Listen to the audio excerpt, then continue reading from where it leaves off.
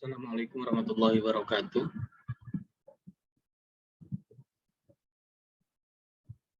Alhamdulillahirabbil alamin. Allahumma shalli ala Muhammad wa ala ali Muhammad. Baiklah, ini adalah materi kita dalam pelajaran mata kuliah manajemen program gizi yang ke-14 ya. 14. Tema kali ini adalah pada pertemuan ini adalah implementasi program gizi, bagaimana pendekatan kearifan lokal terutama pada masyarakat kepulauan. Capaian dari pembelajaran ini adalah tujuan pembelajarannya mahasiswa mampu menganalisis konsep dan prinsip pemanfaatan kearifan lokal masyarakat pesisir dan kepulauan untuk mendukung program gizi.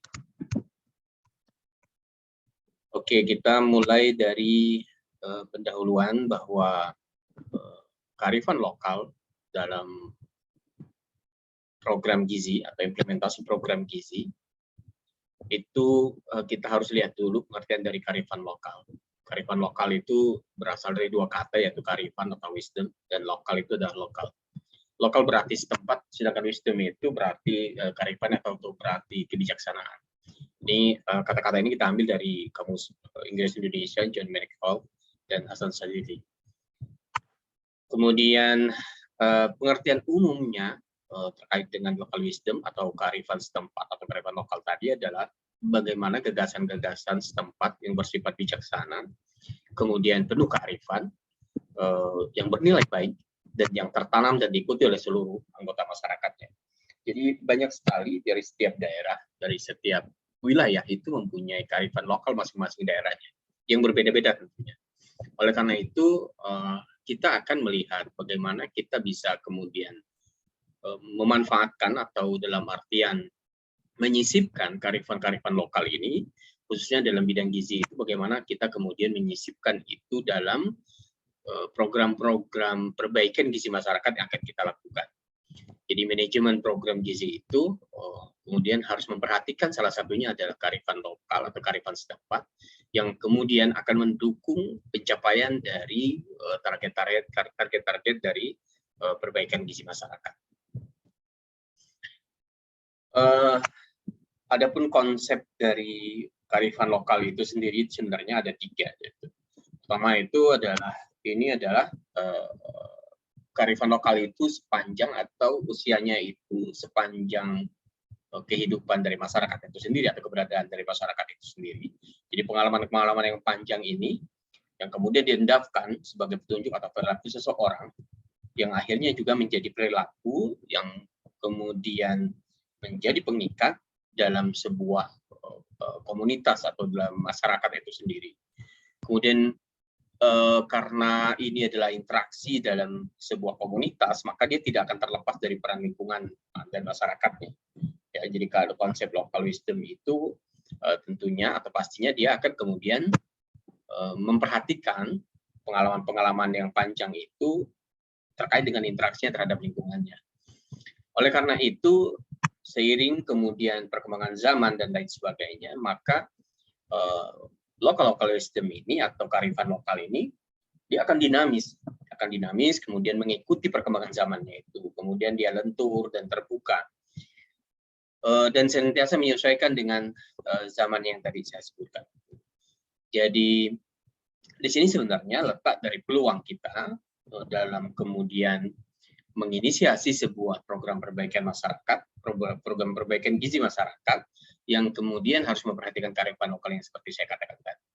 Nah, karena apa? Karena ya local wisdom itu akan dinamis dan terbuka. Oleh karena itu disinilah kemudian peluang kita untuk bisa kemudian memanfaatkan hal ini untuk bisa kemudian kearifan lokal ini mendukung salah satu yang potensi kita untuk bisa kemudian mendukung program-program gizi masyarakat yang akan mempercepat hasil dari implementasi atau hasil dari pencapaian output maupun outcome dari program yang kita ajukan.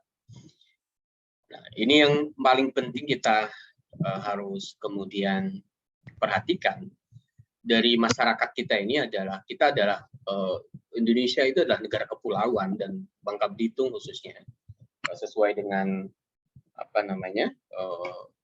kondisi geografisnya, Bangka Belitung khususnya, Indonesia dan pada umumnya, itu merupakan sosial budayanya merupakan sosial budaya maritim.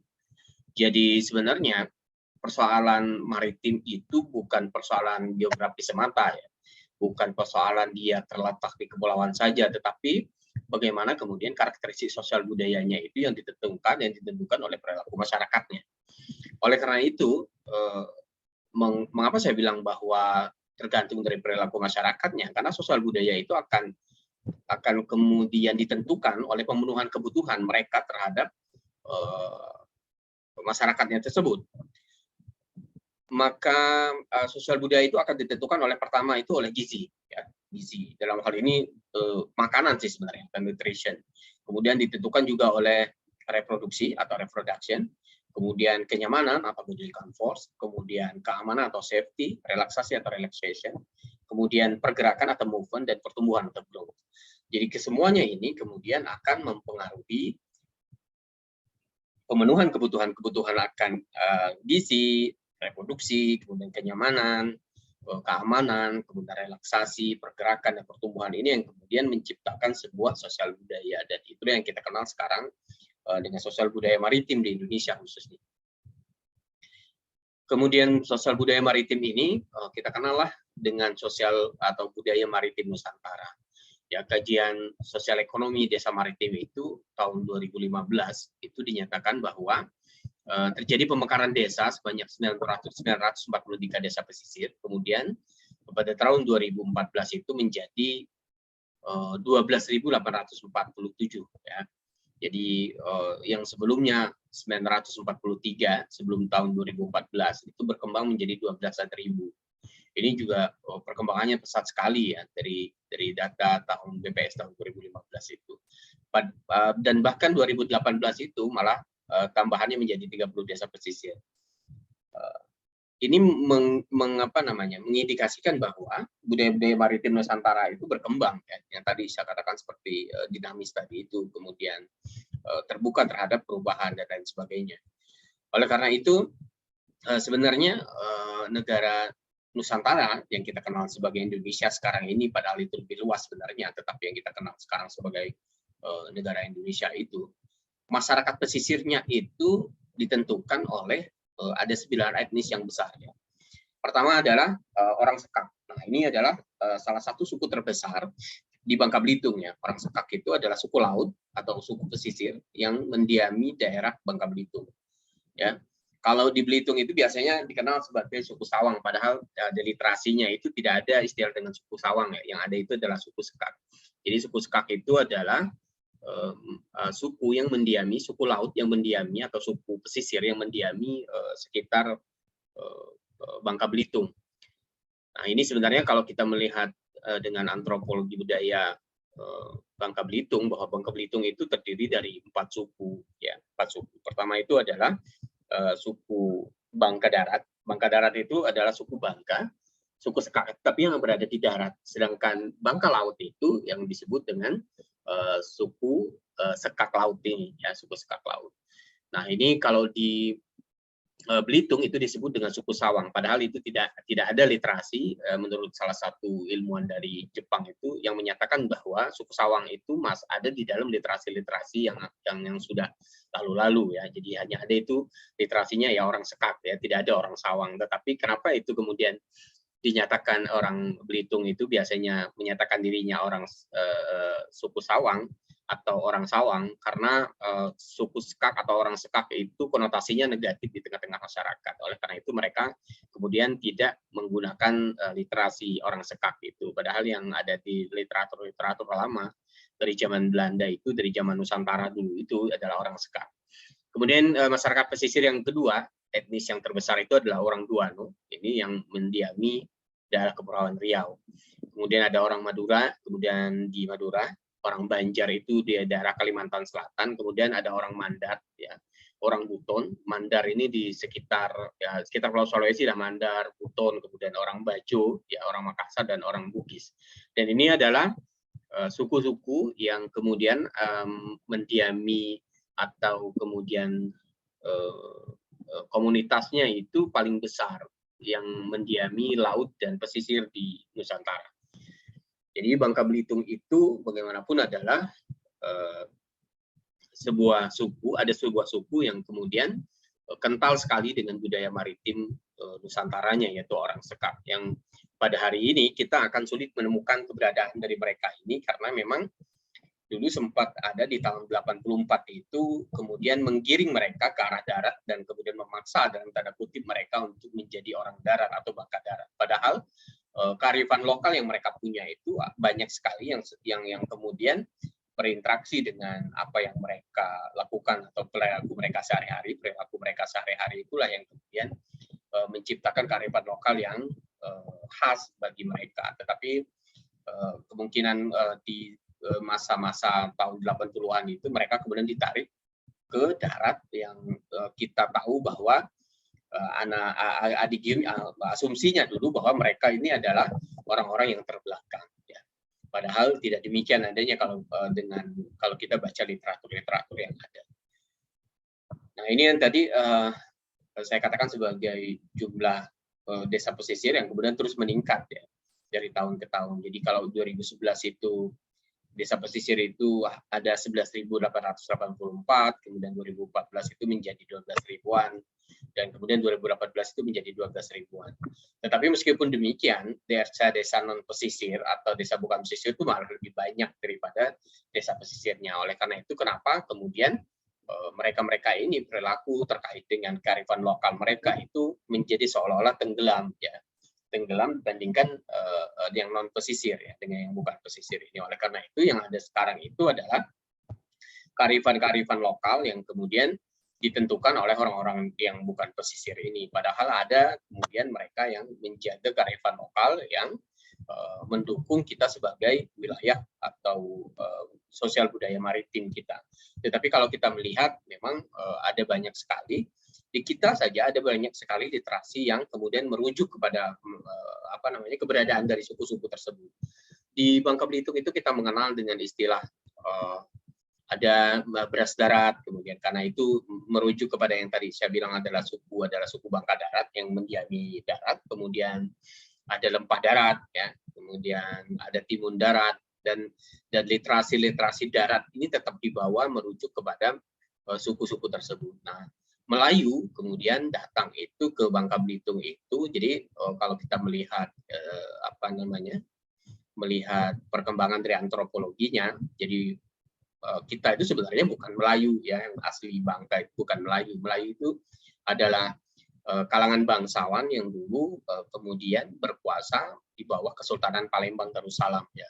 Oleh karena itu pada saat Sultan Mahmud Badarudin I itu menguasai kemudian Kesultanan Palembang Darussalam itu dan Bangka Belitung itu sebagai salah satu dari wilayah kekuasaannya, mereka ini adalah suku-suku Melayu yang kemudian salah satu dari istri dari Sultan Mahmud Badarudin I itu adalah berkebangsaan Johor, dan dari sanalah kemudian mereka mendatangkan memberikan kuasa pengelolaan Bangka Belitung itu oleh keturunan-keturunan Mahmud Badarudin I. Maka kita kenal itu di Muntok ya, ada gelar-gelar abang, ada gelar-gelar yang gitu kan, itu sebenarnya keturunan-keturunan dari Sultan Mahmud Badarudin I, dan mereka itulah yang sebenarnya adalah Melayu. Tetapi kemudian yang asli dari Bangka itu ya Bangka darat, kalau nggak itu Bangka laut, jadi orang Sekak tadi atau suku Sekak tadi. Oleh karena itu dulu kita kenal bahwa kalau mereka masuk Islam itu ya kita bilang adalah masuk Melayu ya.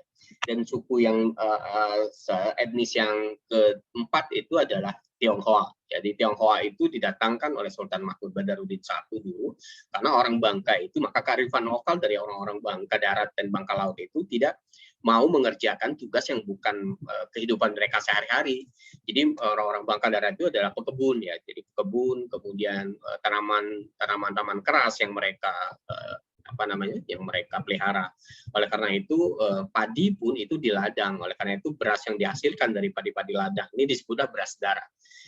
Dan kita kemudian melihat kemudian karena mereka ini berkebun hanya untuk menjaga kemudian kearifan lokal mereka sendiri, kemudian yang kita kenal dengan istilah memarung ya, memarung itu, dan nanti ada upacara-upacara adat dan terkait dengan makanan itu ada sedulang ya.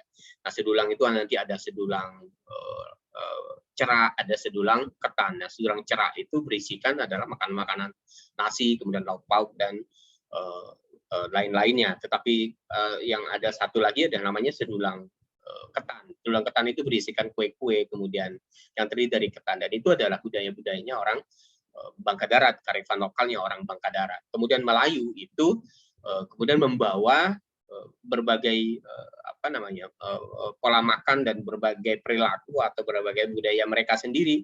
Nah, itu kemudian akhirnya menjadi akulturasi, kemudian saling mengisi dan lain sebagainya. Karena memang orang-orang darat itu tidak mau, orang-orang Bangka Darat itu tidak mau kemudian diperintah, ya. Dia memang bukan orang-orang yang feodal yang kemudian menerima perintah begitu saja. Oleh karena itu Sultan Mahmud Badarudin I waktu dulu kemudian mendatangkan suku Tionghoa yang kita kenal sebagai tukang-tukang yang hebat.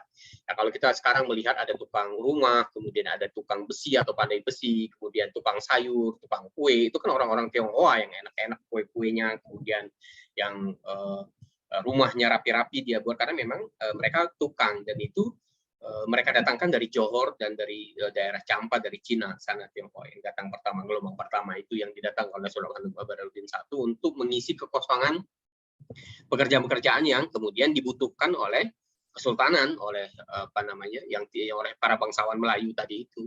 Karena bangsawan nggak mungkin menjadi tukang, kan? Orang Bangka Darat yang aslinya di sini juga tidak mungkin kemudian menjadi tukang-tukang yang begitu, ya. Mereka sibuk dengan kebunnya saja, ya, perkebunannya.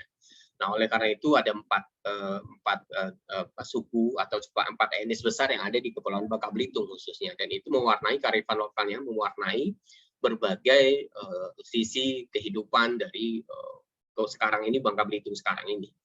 Oleh karena itu sebenarnya kearifan-kearifan lokal ini yang harus kita kemudian gali, dan masih sedikit sekali kemudian upaya kita untuk menggali hal-hal seperti ini, ya, yang terkait dengan kearifan lokal ini.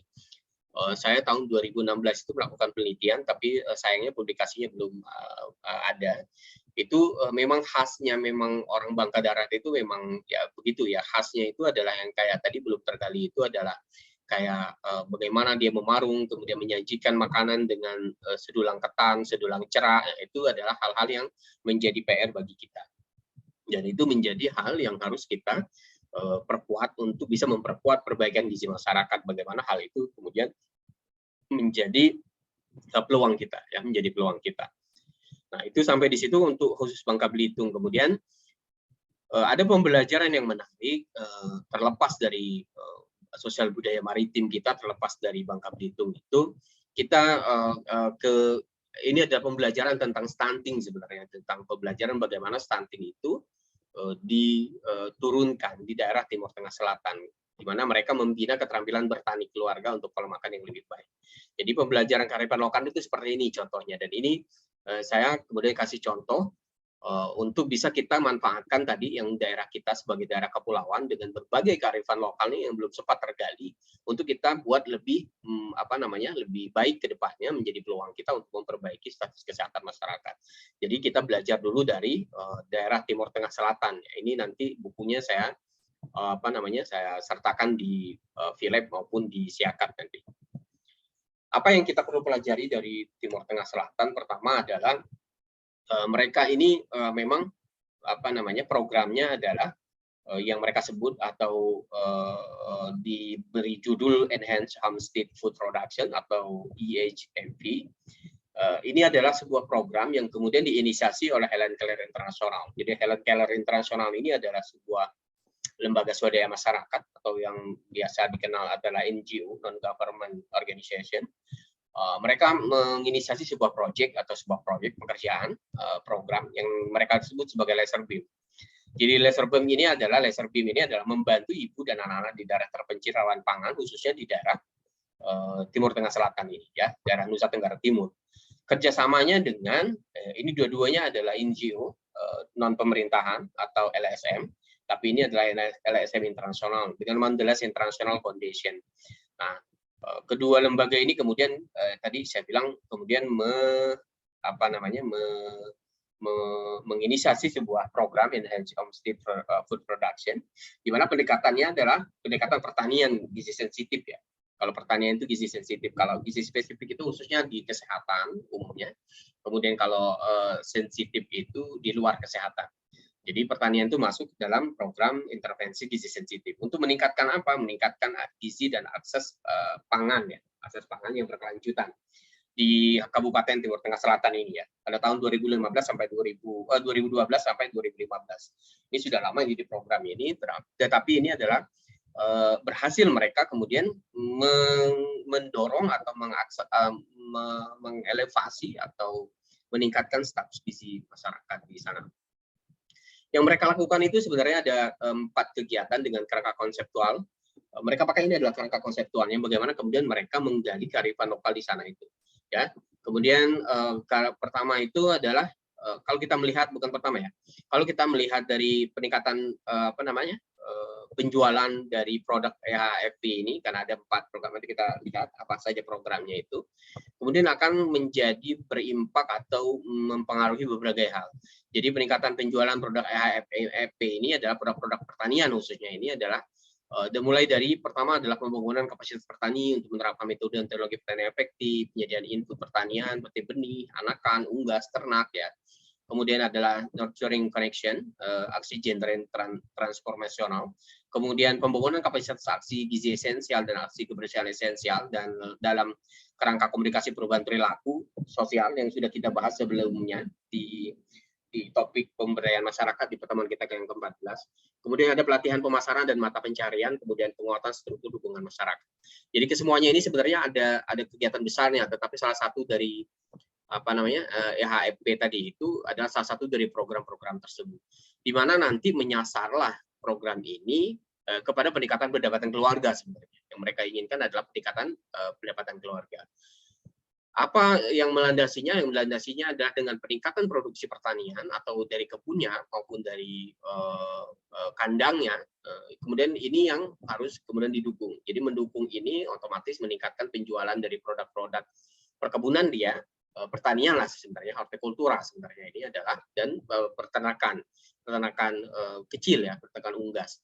Nah itu kemudian didukung tadi, akhirnya meningkatlah penjualan produk, kemudian peningkatan pendapatan keluarga, dan ini kemudian akan kembali lagi peningkatan produksi lagi ya, bisa berhubungan timbal balik. Kemudian yang paling penting kemudian timbal baliknya juga dengan pemberdayaan yang lebih besar bagi perempuan, dinamika keluarga yang lebih adil dan lain sebagainya. Dan ini banyak sekali faktor-faktor yang kemudian ikut serta, seperti peningkatan pola makan ibu dan anak akhirnya ya.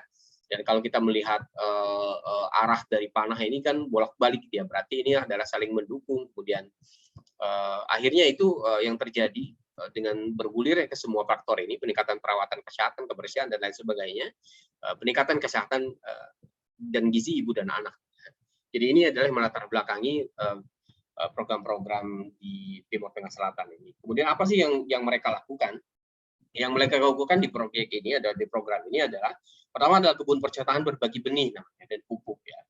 Jadi apa yang mereka lakukan di kegiatan ini, mereka kemudian menyediakan benih, khususnya benih-benih yang kaya zat gizi mikro dan daya jual di pasar lokal itu adalah tinggi. Nah, kalau kita melihat di sini ada seperti jagung, kemudian buah-buahan, sayur-sayuran yang kemudian bisa ditanam di pekarangan, yang kemudian bagi benihnya dan pupuknya itu disediakan oleh kelompoknya. Jadi di kelompoknya itu nanti ditunjuk ketua kebun percontohannya. Jadi ini beliau ini menjadi narasumber sekaligus penghubung. Ya, kalau di sana kan kemarin ini proyeknya masih punya Helen Keller, jadi dia bertindak karena dia dilatih pertama kali, kemudian dia bertindak sebagai narasumber. Dari mereka ini adalah orang-orang ketua kebun percontohan ini, ada banyak kelompok kan. Ketua-ketua ini kemudian menjadi narasumber bagaimana kemudian menanam, bagaimana kemudian merawat, kemudian membuat pupuk dan lain sebagainya ya, membuat pupuk yang mudah, murah dan tersedia di lapangan. Nanti silakan kalian baca, ada di bukunya ini ya, ada bukunya dan saya ambil dari sana itu. Dan mereka juga sebagai penghubung antara Helen Keller-nya tadi, antara inisiator tadi itu untuk program ini dengan masyarakat itu. Kemudian dari sini mereka ada salah satu hasil atau ada salah satu hal yang patut kita jadikan lesson learned atau pembelajaran, yaitu kalender tanam. Jadi dalam kalender tanam, kalau kita lihat di samping ini adalah kalender tanam sayuran untuk kebun contoh. Kalau kita melihat ini adalah identifikasi waktu tanam dikombinasikan dengan media pengajaran.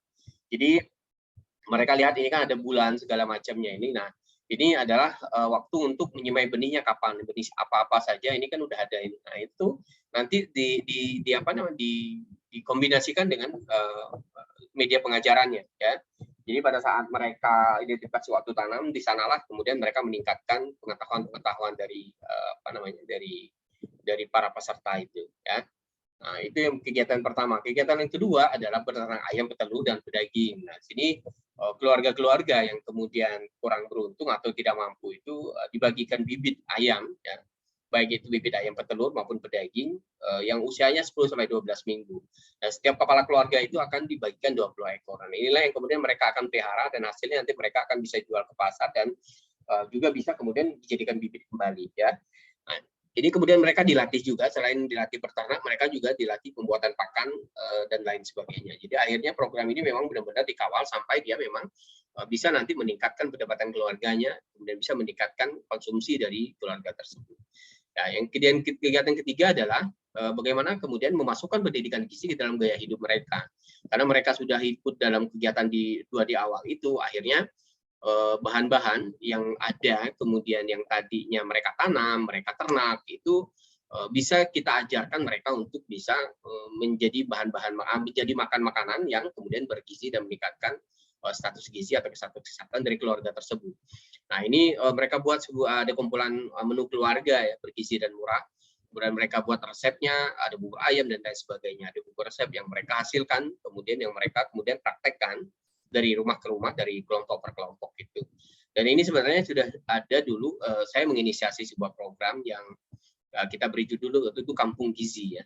Nah, teman-teman kalian alumni sebelumnya itu kita kemudian membuat pembibitan pepaya waktu itu, tetapi memang kurang berhasil karena memang mahasiswa itu kan kesediaan waktunya itu juga terbatas kemudian. Dan ini mungkin akan kita coba kembali untuk bisa melakukan hal ini. Dan ini memang pembelajaran tentang kearifan lokal. Kita melihat bahwa ada kesempatan di rumah tangga ibu-ibu itu untuk bisa merawat pepaya, dan pepaya itu mudah sekali tumbuhnya, dan kita akan ajarkan mereka kemudian untuk bisa kemudian pasca panennya selain dijual sebagai bentuk buah segar, kemudian kita akan olah menjadi bahan-bahan yang mempunyai nilai ekonomi untuk bisa dijual. Kemudian selanjutnya kegiatan keempat dari Timur Tengah Selatan ini adalah memperbaiki pola makan menggunakan bahan pangan lokal. Nah, ini yang tadi kearifan lokal itu bukan berarti milik dari mereka sendiri, tetapi bahan-bahan pangan ini tersedia ada di daerah tersebut ya. Nah, ini adalah sebenarnya model yang diterapkan oleh Kementerian Pertanian. Kementerian Pertanian itu atau Kementan itu punya KRPL namanya ya, Kawasan Rumah Pangan Lestari namanya.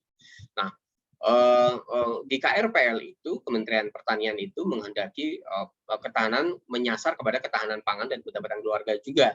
Tapi apa yang kemudian dilakukan oleh proyek ini, oleh program ini adalah mereka kemudian meningkatkan konsumsinya itu atau pola makannya itu dari bahan pangan lokal yang mereka tanam. Jadi bukan hanya untuk dijual saja, tetapi kemudian menjadi hal yang kemudian memperkuat atau memperbaiki pola makan mereka dari hasil-hasil dari kawasan rumah pangan lestari ini. Dan ini kemudian ternyata berhasil meningkatkan skor dari konsumsi makanannya atau food consumption score FCS dan skala akses kerawanan pangan keluarga. Jadi selain dia tahan pangan, selain dia meningkatkan konsumsinya, pola makannya, dia juga kemudian meningkatkan ketahanan dari rawan pangan ya, dari rawan pangan. Jadi makanya itu jadi bukan hanya ketahanan pangan dan pendapatan keluarga yang meningkat, tetapi juga konsumsi dari keluarga tersebut juga meningkat. Jadi ini diukur menggunakan dua skala, yaitu skor konsumsi makanan dan skala akses kerawanan pangan keluarga atau Household Food Insecurity Access Scale. Nah, ini biasanya dilakukan untuk melihat apakah rumah tangga di sebuah wilayah itu pola makannya beragam atau tidak ya. Nah, itu yang dilakukan dalam proyek di Timur Tengah Selatan, yang saya pikir ini adalah salah satu dari kearifan lokal masyarakat di sana yang kemudian berkebun dan beternak.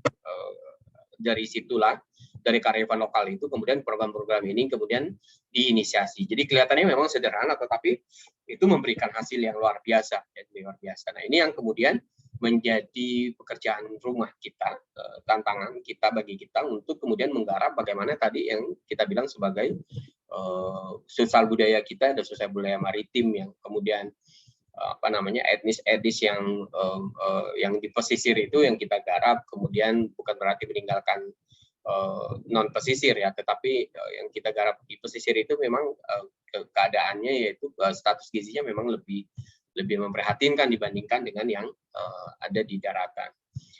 Saya pikir itu saja mungkin yang bisa kita bagi hari ini, kita bisa sharing.